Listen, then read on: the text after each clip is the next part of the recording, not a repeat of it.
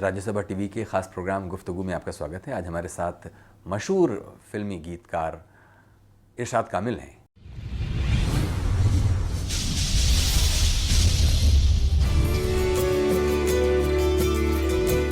इरशाद कामिल हिंदी फिल्मों और टीवी का जाना पहचाना नाम। पंजाब में संगरूर जिले के मालेरकोटला में पैदा हुए इरशाद कामिल हिंदी साहित्य के छात्र रहे हैं। थोड़ा समय पत्रकारिता में गुजारा और जब से मुंबई पहुंचे तो पटकथा लेखक और गीतकार के रूप में शोहरत की बुलंदियों पर हैं। रॉकस्टार, अनजाना अनजानी, दे दनादन, लव आजकल, अजब प्रेम की गजब कहानी, सोचा न था और चमेली में उनके लिखे गाने खूब पसंद किए गए। जो सात समंदर ढोल गया तेरे प्यार मिले बिन बोल गया ले तेरी हो गई यार सजना वे सजना ओ सजना। इरशाद कामिल कई पुरस्कारों से नवाजे जा चुके हैं और हाल ही में उनकी किताब आई है हिंदी कविता, समय और समाज। ये बताइए इरशाद साहब, करीब 10 साल का अरसा गुजरा है फिल्मों में आए हुए आपको और इतनी बड़ी कामयाबी, इसका राज आप क्या मानते हैं? कामयाबी कोई मंजिल तो होती नहीं, सफ़र चलता रहता है और आप कोई एक मंजिल लेके चलते हैं, फिर आपको पता चलता है जब वहाँ पहुँचते हैं कि उससे आगे भी रास्ता है, तो वो मंजिल पड़ाव बन जाती है। मेरे साथ भी ऐसा ही हुआ। मिल के भी हम ना मिले, तुमसे न जाने क्यों मीलों के है फासले, तुमसे न जाने क्यों। तो वो कहने की जो एक ललक है, कहने की जो इच्छा है, वो ख़त्म नहीं हो रही। वो मुझसे कुछ ना कुछ कहलवा रही है, कुछ ना कुछ लिखवा रही है और यही इच्छा मुझे लगता है कि मुझे आगे ले जाए। पूछो ना पूछो मुझे क्या हुआ है तेरी बातों में आकर, ये इश्क हाय बैठे बिठाए जन्नत दिखाए हाँ हो रामा। ये बताइए कि जब आप ये सोचते हैं कि आरजू लखनवी से लेकर राजेंद्र कृष्ण से होते हुए साहिर लुधियानवी और शैलेंद्र से होते हुए आनंद बख्शी तक, और उसी कड़ी में आप जब अपना नाम देखते हैं तो क्या पाते हैं कि क्या इस पूरे सफ़र में कोई आप एक पाथ ब्रेकिंग कोई काम कर रहे हैं जिसमें एस्पिरेशंस अलग हो गए हैं, लोगों की रुचियां अलग हो गई हैं और कुछ नए चैलेंजेस हैं जिसके साथ आपको अब फिल्मी गाने लिखने पड़ रहे हैं? जब 2001 में मैं बॉम्बे गया था, उस दौरान जिस तरह के गाने लिखे जा रहे थे या जिस तरह का काम हो रहा था फिल्मों में, ख़ासकर संगीत की दुनिया में, वो मुझे लगता था कि उस धारा का काम नहीं है जैसा जिनके आपने नाम लिए हैं। वो साहिर साहब की धारा का काम नहीं है, वो मजरू साहब की धारा का काम नहीं है। वो उस काम को एक रिवाइवल की ज़रूरत थी। आओगे जब तुम साजना, अंगना फूल खिलेंगे।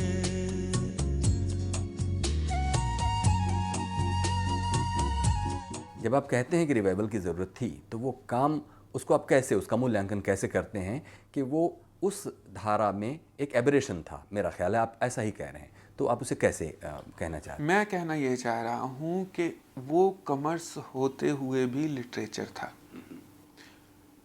कमर्स इतना हावी हो गया उसके बाद फिल्मों में कि धीरे धीरे लिटरेचर को अपना दामन समेटना पड़ा। साहित्य को फिल्मों से आलमोस्ट जैसे किसी को देश निकाला दे देते हैं, उस तरह की सिचुएशन हो गई थी। साहित्य गायब हो गया था और किसी भी बात को, किसी भी तुकबंदी को, किसी भी लहजे को, किसी भी तरीके की, किसी भी शैली को हम एक म्यूज़िक के साथ गा दें या बोल दें तो वो गीत बन जाता था। लेकिन साहिर साहब के या मजरू साहब के, मैं आपको एग्जांपल के साथ ये बात कहना चाहूँगा कि ये दुनिया अगर मिल भी जाए तो क्या है, साहिर साहब जब लिखते हैं या मजरू साहब लिखते हैं, हम हैं मताए कूचा वो बाज़ार की तरह, हर एक निगाह उठती है ख़रीदार की तरह, तो वो लिटरेचर से कहीं भी किसी भी लेवल पे कम नहीं है बात। ये जो साहित्य वाला एक नमक था वो फिल्मों के संगीत में से निकल गया था। मुझे लगा इस नमक की ज़रूरत है फिल्मों को, क्योंकि मैं साहित्य का एक विद्यार्थी हूँ, साहित्य का स्टूडेंट हूँ, वही दोबारा से मैंने लाने की कोशिश की। तेरा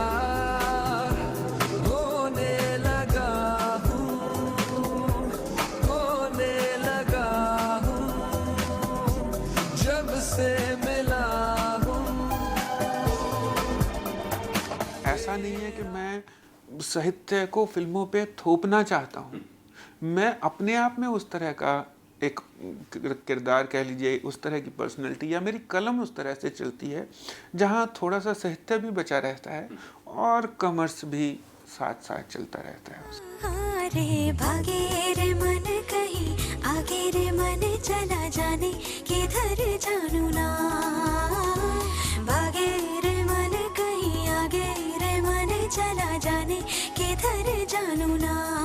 चमेली मेरे लिए एक ऐसा, जिसे कहते हैं विजिटिंग कार्ड बन गई कि लोगों को लगने लगा कि अच्छा कुछ हो रहा है। चमेली के गाने, चमेली का टाइटल सॉन्ग है भीगी हुई सी कोई शाम, वो उसका अंतर है वो रोशनी वो आग है या फिर कोई चिराग है जिसे धीरे धीरे जलना है, जिसे इस तरह ही चलना है, किसी मोड़ पर वो आज भी कंदील सी जलेगी, इस शहर में वो धूप सी बेवक्त ही ढलेगी।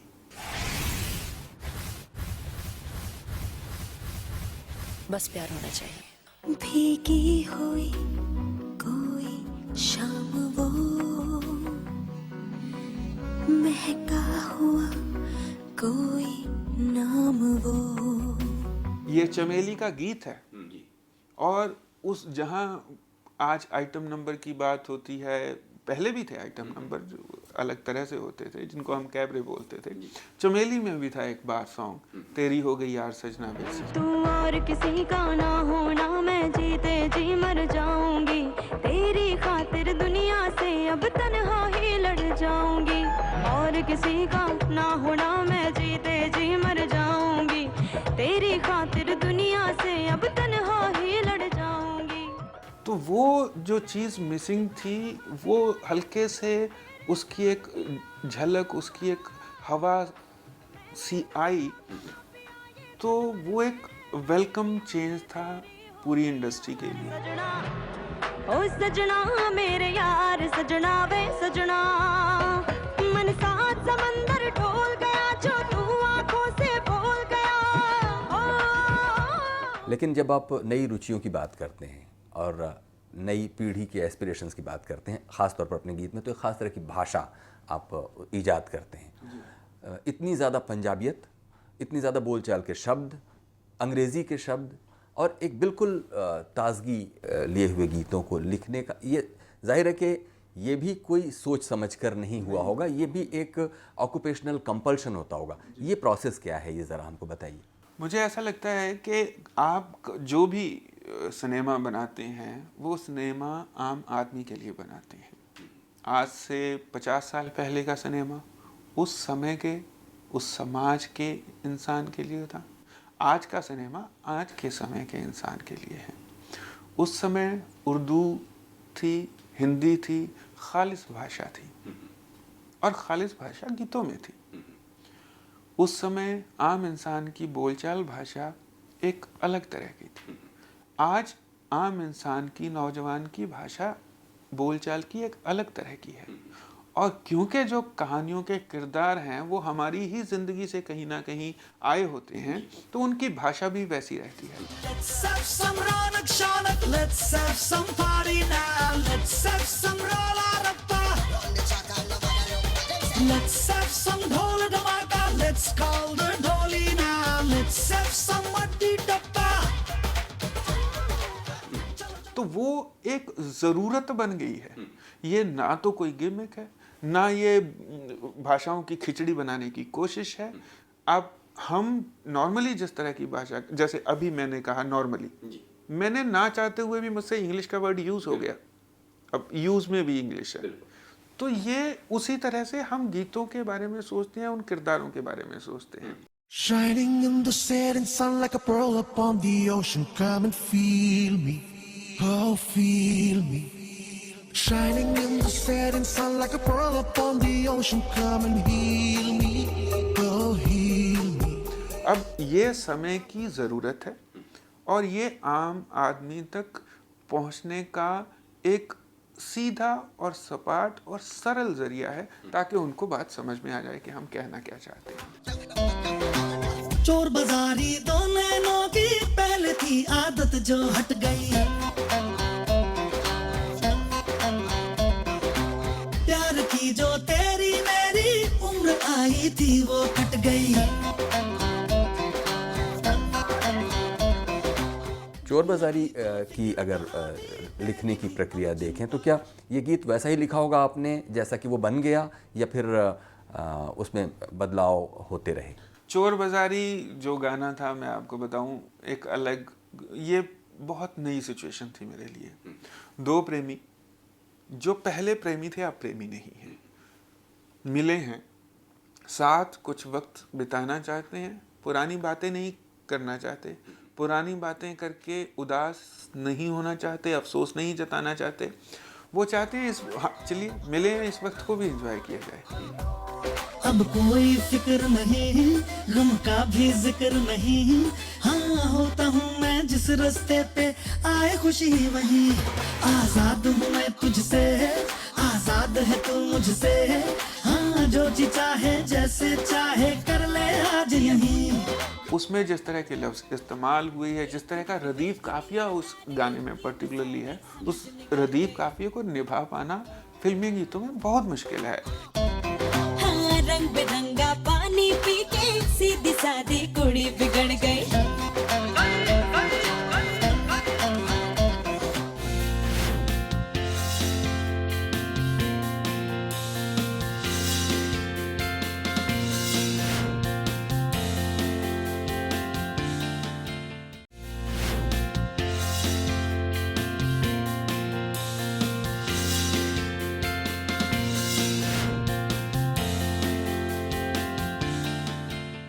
इरशाद साहब, हम बातें कर रहे थे कि रदीफ़ और काफ़िया मिलाना भी एक मुश्किल काम होता है तब जब कि आपको म्यूज़िक बेड पहले से मिला हुआ हो, सिचुएशन मिली हुई हो।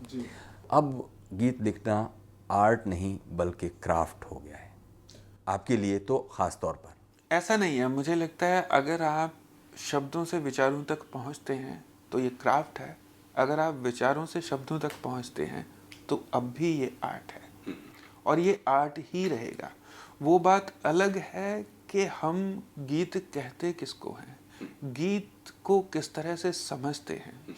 हमारी इंडस्ट्री की ये बदकिस्मती है कि सब के सब डायरेक्टर्स म्यूज़िकल नहीं हैं, सब के सब प्रोड्यूसर्स को म्यूज़िक की वैसी समझ नहीं है जैसी होनी चाहिए। लेकिन मुझे लगता है अच्छा डायरेक्टर या अच्छा प्रोड्यूसर वही है जिसका म्यूजिकल ईयर है। इम्तियाज़ के साथ आपकी बड़ी लंबी टीमिंग है, तो जब आप इम्तियाज़ के साथ काम करते हैं तो सिर्फ कान वाला एक सिलसिला है, या हमने सुना है कि इम्तियाज़ के साथ आपकी बहुत ऐसी दोस्ती है जो कि कई बार आपको अनकंफर्टेबल सिचुएशंस में भी डाल देती है? मतलब दोस्ती में कुछ भी हो सकता है, दोस्ती की कोई भी डिमांड हो सकती है, और दोस्ती में अगर कोई डिमांड करे, कोई मांग करे तो उसको पूरा भी करना चाहिए। मैं और इम्तियाज़ तब से दोस्त हैं जब वो इम्तियाज़ अली द डायरेक्टर नहीं बना था और मुझे भी कोई नहीं जानता था।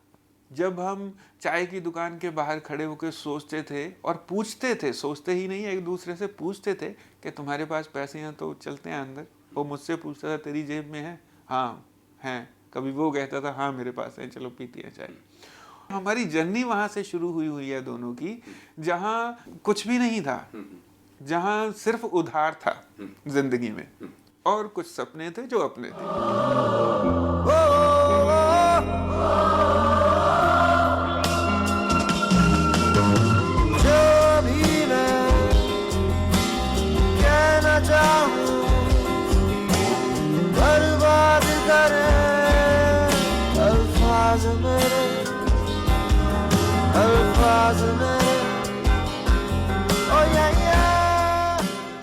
मैं पुल बनने आया था साहित्य और कॉमर्स के बीच में। मैं दोबारा से जोड़ने आया था एक अच्छे सिनेमा को साहित्य के साथ, लोगों के साथ। जो भी मैं कहना चाहूं, बर्बाद करे अल्फाज मेरे, अल्फाज मेरे। यहाँ पर फिर अब एक बार इम्तियाज़ का जिक्र आना ज़रूरी हो जाता है। एक टीमिंग आप अपने कंफर्ट के हिसाब से कर लेते हैं कि हम इन उलझनों में नहीं पड़ना चाहते, इसलिए हम एक कंफर्टेबल टीम के साथ साथ चलते रहेंगे। और तब जब रॉकस्टार के लिए फायाकुन जैसे आप गीत लिखते हैं तो आपको इम्तियाज़ को समझाना नहीं पड़ता है कि मैं इसमें क्या कहना चाहता हूँ, क्योंकि वो फिल्म की सिचुएशन के हिसाब से इम्तियाज़ ऑलरेडी आपके साथ कन्विंस्ड हैं। मुझे ऐसा लगता है जो हर आदमी काम हर इंसान कर रहा है, पर उस काम को आगे कौन ले जा रहा है? चल हर इंसान रहा है। कोई कोल्हू के बैल की तरह चल रहा है, कोई एक सीधी सड़क पे चल रहा है, चल सभी रहे हैं। कोई, जैसा मैंने कहा, कमर्स से डर के काम कर रहा है। ये जो पास करने वाली, गाना पास करने वाली मैं एक सिचुएशन बता रहा हूँ, मैं वो सिचुएशन बता रहा हूँ, उन लोगों की सिचुएशन बता रहा हूँ जो व्यवसाय से डरे हुए हैं। कुछ होता है उसमें, कुछ ऐसा करिश्मा होता है, वो भले एवरेज भी काम हो, आपकी एक पॉजिटिव एनर्जी होती है सबकी, जब वो मिल जाती है एक एवरेज काम को भी एक बेहतरीन काम बना देती है। वो फिनिश ऐसा होता है।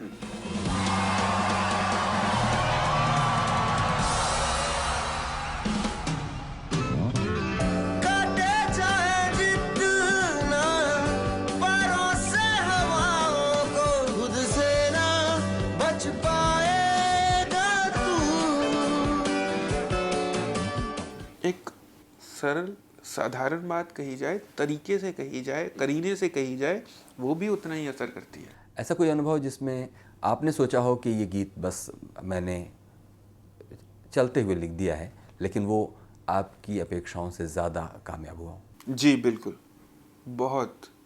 मेरा एक नहीं, मेरे बहुत से ऐसे गीत हैं जो मेरी अपेक्षाओं से कहीं आगे निकले हैं। सबसे उसका बड़ा एग्जाम्पल है जब वी मेट का तुमसे ही गाना। तुमसे ही दिन होता है, सुरमई शाम आती है, तुमसे ही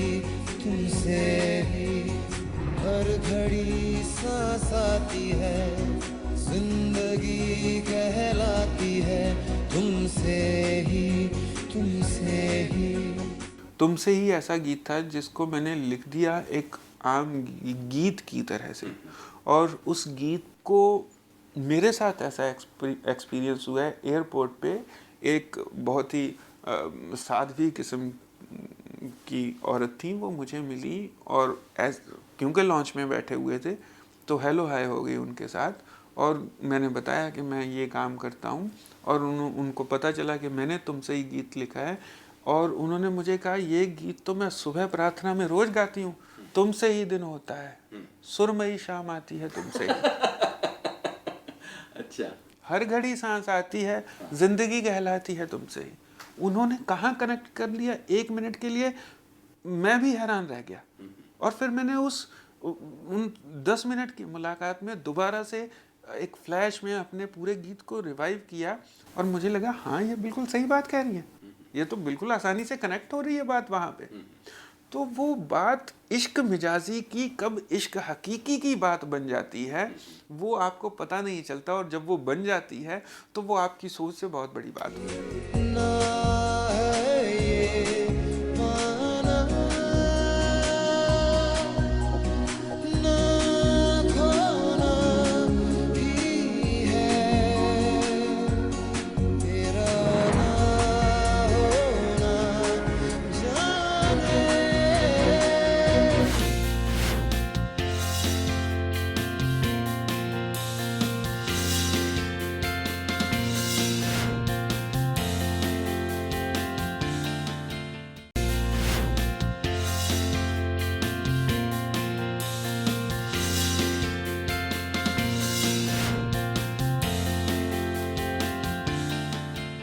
साडा हक जैसे गाने जब आप लिखते हैं तो साडा हक जैसे गानों में वो मीटर भी नहीं है कहीं, जो मीटर आपको परिपाटी से सिखाया जाता था।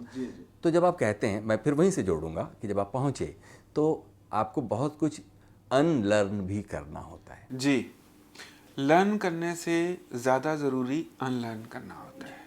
आपने क्या सीखा है ये एक अलग बात है, वक्त आपको क्या सिखा रहा है ये दूसरी बात है, और उसके लिए आपका दामन कितना खुला हुआ है, आप कितने ओपन माइंडेड हैं। इन कतारों में या उधारों में तुम मेरे जीने की आदत का क्यों घोट रहे दम, बेसलीका मैं उस गली का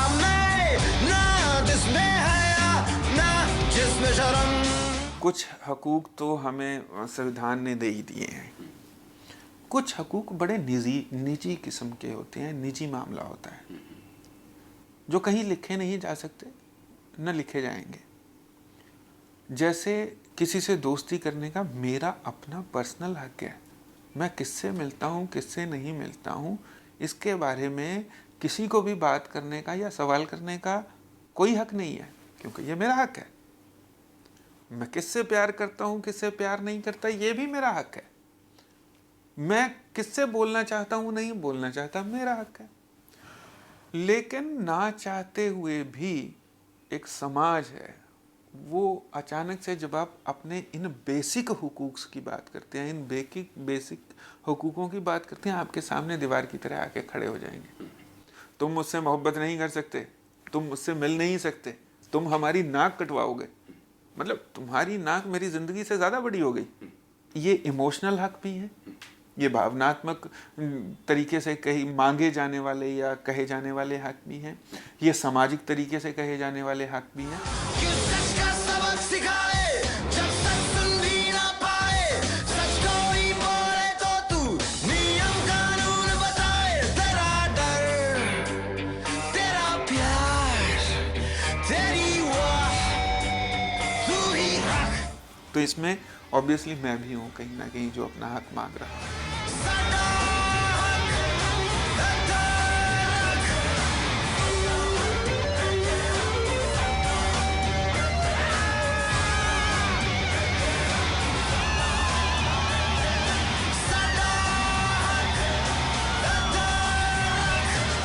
जब कहीं भी कुछ नहीं था, अगर लाइन को आप इस तरह देखें तो आपको लगता है कि उसमें सिंटेक्स की एक मेजर गड़बड़ी है कि भी को शायद कहीं और होना चाहिए था, लेकिन वो बाद में लगाना पड़ा।